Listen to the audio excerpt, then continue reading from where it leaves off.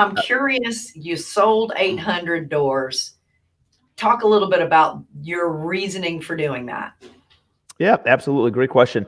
I would say, I'd say it's probably a few different things. First was I had some partners, joint venture partners, who were kind of like the operating boots on the ground, who weren't totally getting the job done, and it just got to a point they had too much stuff, too many balls in the air, and I knew they were going to drop some of them. And I said, hey, let's clear some things out. So that was not really market driven, just more of a relationship driven. I had to make that decision.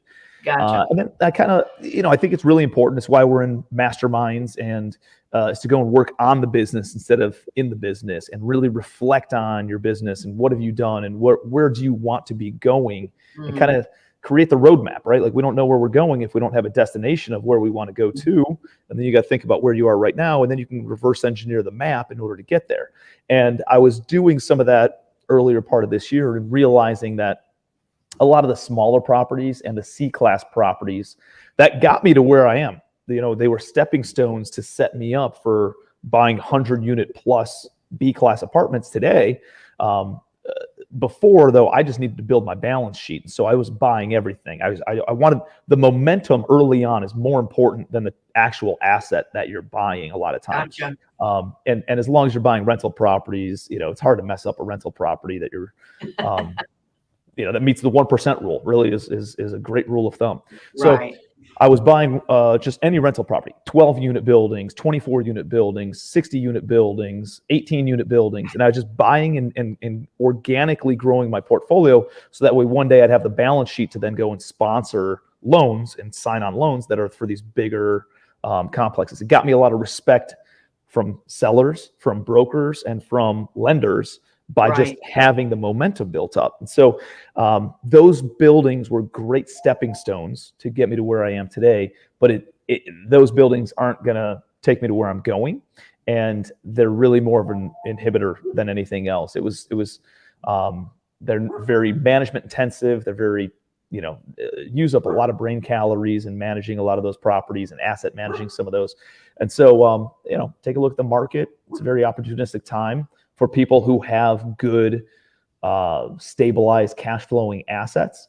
I think what a lot of people don't realize the traditional housing market, where there's, owner occupants and people retail flipping houses versus rental properties, is, although the market's great across the board for everybody, if you have a rental property that's not performing, rental properties aren't valued the same way as a traditional owner-occupied property. And owner-occupied properties valued based on the comparable approach, and really emotionally driven of what somebody's willing to pay for that property based on what is it worth arbitrarily to them.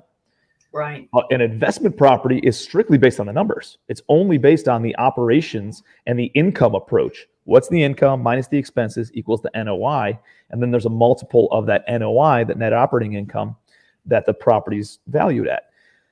And so even if the market's ridiculous like it is right now, even if there's a ton of buyers there, out there like there are right now, even if interest rates are as low as they are right now, if a property's not performing, it's not going to get top dollar. Like, they're still going to come in, they're going to buy it for what it's worth, not for what it can be, and not in the investment side anyways. And that's good and bad, right? It doesn't have the swings that residential markets might have. Right. Investment properties are more stable. It doesn't have the same highs, but it also doesn't have the same lows. And even when the market's bad, if you got a great performing property, you can get top dollar for it. When the market's great, though, and you don't have a top performing property, you're not going to get top dollar. So it's just, you got to be really good at operations if you're going to own rental property long term. And and obviously, fortunately, we're pretty good at that. We have a great team in place, and all of our assets that we've been selling have been, fairly stabilized. We all dealt with some stuff during COVID, and, had some non-paying tenants and all that kind of jazz that we had to work through. But we're very happy with the sale prices of the properties that we have sold so far. And, I think it's just kind of trimming the fat, refining the operations, taking a step back to make some big leaps forward.